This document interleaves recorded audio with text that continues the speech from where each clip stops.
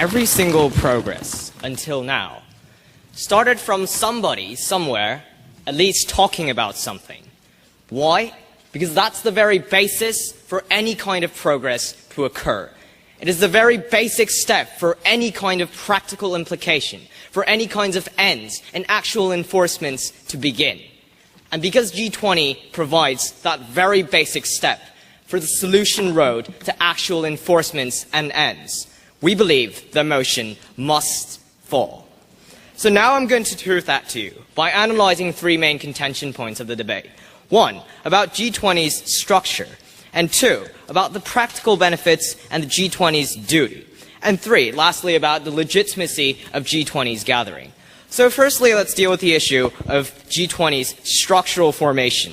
Now, we've told you on this side of the House that G20 was established on the basis to solve economic problems and promote mutual development and mutual prosperity, ladies and gentlemen. Also, it was established for the purpose of providing an outlet for expressing and expressing economic stances of different nations and economic interests of different nations so that they can communicate. Now, we were the ones that provided that standard because the government side has failed in meeting their burden of initially activating their definition, in which they said that, that they'd be proving that G20 meets their initial goals, in which they didn't really even state the initial goals.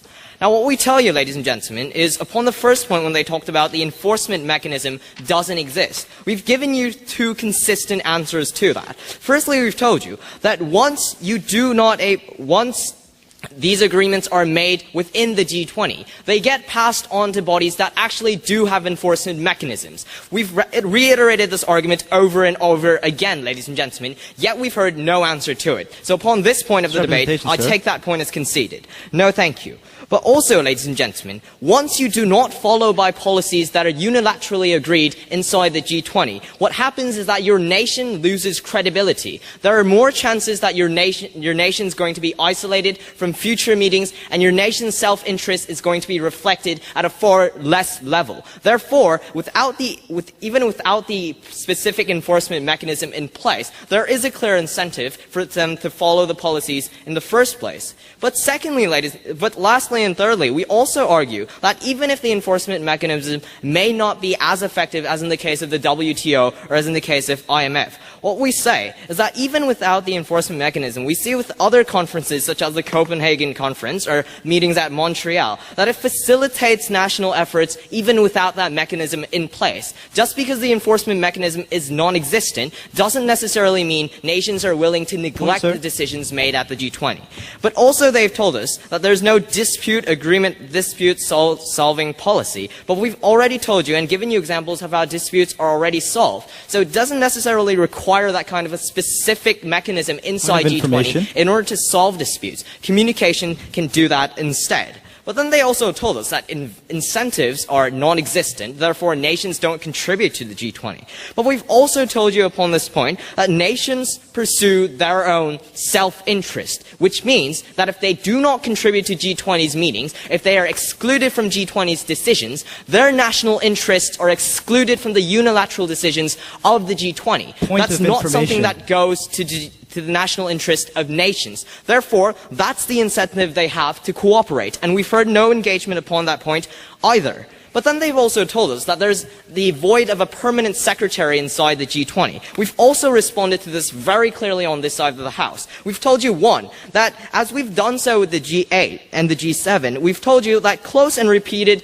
personal contact between the member states can do this instead. But we also want to tell you that there's a chair that presents the agendas, that decides the agendas, that takes role of managing the G20. Just because a permanent secretary doesn't exist, doesn't mean we suddenly have a destruction of management within the G20, ladies and gentlemen. But then they also told us that, well, heads of states are undoubtedly unqualified for making decisions in these places. Therefore, we don't have in-depth discussions. But we tell you that heads of states are the most comprehensive representation of a nation's self-interest, ladies and gentlemen. That's why they represent their nation in many other conferences, in environmental conferences, in the United Nations conferences, all the time, ladies and gentlemen. Just by saying that they're not expertise, those national interests are not reflected, is nonsense. nonsensical. But then they also told us that there's a lack of time, right? But what we tell you on this point is that time doesn't necessarily equal progress, ladies and gentlemen. We've told you that agendas are revealed with the G20 months before the summit is actually held. Therefore, nations have a chance to contemplate upon those issues and decide and confirm their national interests. So we have the most compact process of decision-making as possible. Therefore, just because we have more time held at the summits doesn't necessarily mean we get more progress. Therefore, their logic also fails upon that point. So secondly, let's deal with the duty of the G20 from the first place. They've told us that the G20 only deals with the economy. They're excluding environmental issues. But we tell you, one, that that's exactly the purpose of the G20 from the beginning, right? They said they'd be willing to argue upon the standards, upon the original duty of the G20, so stick to it instead of bringing up trivial other issues and being nitty-picky. But secondly, we also tell you that in fact the G20 does deal with some of these extraneous issues as well. We've had environmental talks within 2010 G20 in Seoul as well. We've had all those kinds of extraneous talks as well. They're not completely excluded from the discussions of the G20. But also, now let's talk about this important concept of communication, right? They've told us that communication is not important. They demand actual results. What we tell you is that every actions are created from basic communication in the first place. That's the same with the WTO as well. But secondly, we also tell you that the G20 summits were only started for 3 years. Therefore, if we want to evaluate the G20 at this point, we need to evaluate the efforts and the decisions they have made, instead of trying to only focus on the ends and actual gains they've gotten in the 3 years of a short-term period in the first place.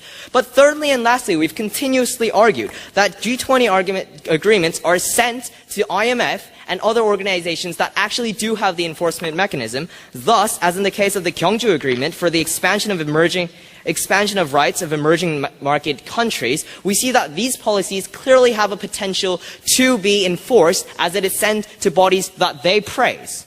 So thirdly and lastly, let's quickly deal with the issue of the legitimacy of G20 gathering. They've told us that the selections of members are done randomly. But we tell you that the G20 represents 85% of the world's GDP, 80% of the world's total trade, and it represents a 4 billion amount of people, ladies and gentlemen. Also, other international bodies are invited to G20 summits. But even if the selection process wasn't really legitimate, who really cares? Why does that conduce to the government's case? And upon that note, I'm extremely happy to oppose.